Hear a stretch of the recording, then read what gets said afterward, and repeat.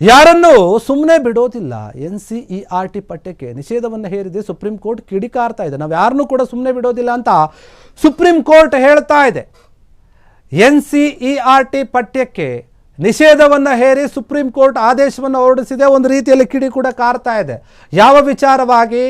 ನ್ಯಾಯಾಂಗ ಭ್ರಷ್ಟಾಚಾರ ಕುರಿತು ಅಧ್ಯಯನ ಏನು ಆಗ್ತಾ ಇದೆ ಅದಕ್ಕೆ ಸಂಬಂಧಪಟ್ಟ ಹಾಗೆ NCERT 8ನೇ ತರಗತಿ ಪಠ್ಯ ಪುಸ್ತಕದಲ್ಲಿ ಅಧ್ಯಯನ ಸೇರ್ಪಡೆ ಏನು ಮಾಡಿತ್ತು, ಪಠ್ಯ ಪುಸ್ತಕ ನಿಷೇಧಿಸಿ ಆದೇಶವನ್ನು ಹೊರಡಿಸಿದೆ ಈಗ ಸುಪ್ರೀಂ ಕೋರ್ಟ್.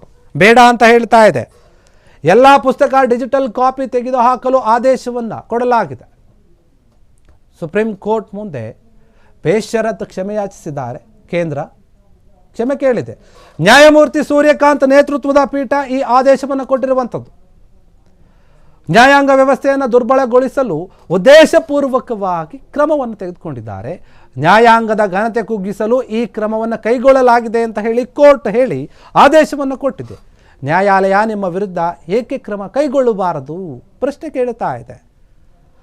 ಕೇಂದ್ರ ಸರ್ಕಾರಕ್ಕೆ ಸುಪ್ರೀಂ ಕೋರ್ಟ್ ಖಡಕ್ ಆಗಿ ಒಂದು ವಾರ್ನಿಂಗ್ ಕೊಟ್ಟಂತೆ ಕಾಣ್ತಾ ಇದೆ.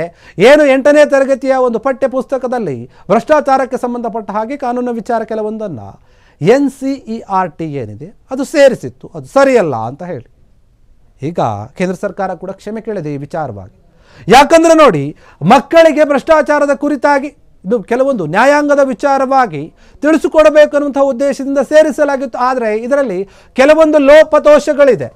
ಕಾನೂನಿನ ವ್ಯವಸ್ಥೆಯನ್ನು ನೀವು ಬೇರೆ ರೀತಿಯಾಗಿ ತೋರಿಸುವಂಥ ಕೆಲಸ ಆಗ್ತಾ ಇದೆ. ಇಲ್ಲಿ 8ನೇ ತರಗತಿ ಮಕ್ಕಳಿಗೆ ಯಾಕೆ ಈ ರೀತಿಯಾದಂಥ ಒಂದು ಅಧ್ಯಯನ ಸೇರ್ಪಡೆ ಮಾಡಿದ್ರೆ ಅದು ಬೇಡ ಅಂತ ಹೇಳಿ ನಿಷೇಧವನ್ನು ಮಾಡಿದೆ ಅಷ್ಟೇ.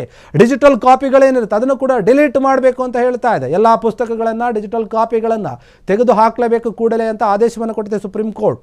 ಇನ್ನು ಸುಪ್ರೀಂ ಕೋರ್ಟ್ ಮುಂದೆ ಬೇಷರತ್ ಕ್ಷಮೆ ಯಾಚಿಸಿದೆ ಕೇಂದ್ರ. ಹೌದು, ಕ್ಷಮಿಸಿ ಅಂತ ಹೇಳಿ ನ್ಯಾಯಮೂರ್ತಿಯಾಗಿರುವಂತಹ ಸೂರ್ಯಕಾಂತ್ ನೇತೃತ್ವದ ಪೀಠ ಏನಿದೆ ಅವರು ಆದೇಶವನ್ನು ಕೊಟ್ಟಿದ್ದಾರೆ. ನೋಡಿ, ನ್ಯಾಯಾಂಗ ವ್ಯವಸ್ಥೆ ಏನಿದೆ ಅದನ್ನು ದುರ್ಬಲಗೊಳಿಸೋಕೆ ಉದ್ದೇಶಪೂರ್ವಕವಾಗಿ ಈ ಕ್ರಮವನ್ನು ತಗೊಂಡಿದ್ದಾರೆ. ಅದಕ್ಕೆ ಇವರು ಪುಸ್ತಕದಲ್ಲಿ ಈ ಅಧ್ಯಯನವನ್ನು ಸೇರಿಸಿದ್ದಾರೆ. ಅದರ ಜೊತೆಗೆ ನೋಡಿ, ನ್ಯಾಯಾಲಯದ ಘನತೆಯನ್ನು ಕುಗ್ಗಿಸೋಕೆ ಈ ಕ್ರಮವನ್ನು ಕೈಗೊಳ್ಳಲಾಗಿದೆ ಅಂತ ಹೇಳಿ ಸ್ಪಷ್ಟವಾಗಿ ಹೇಳಿದೆ ಸುಪ್ರೀಂ ಕೋರ್ಟ್. ಈ ಕಾರಣವನ್ನು ಕೊಟ್ಟು ಆ ಪುಸ್ತಕಗಳನ್ನು ಡಿಜಿಟಲ್ ಕಾಪಿಗಳನ್ನು ಎಲ್ಲವನ್ನು ಕೂಡ ಡಿಲೀಟ್ ಮಾಡಿ ನಿಷೇಧ ಮಾಡಿ ಹೊಸದಾಗಿರುವಂತಹ ಪಠ್ಯಪುಸ್ತಕಗಳನ್ನು ತರಬೇಕು, ಮಕ್ಕಳಿಗೆ ಕೊಡಬೇಕು ಅಂತ ಹೇಳಿ ಆದೇಶವನ್ನು ಕೊಟ್ಟಿದೆ.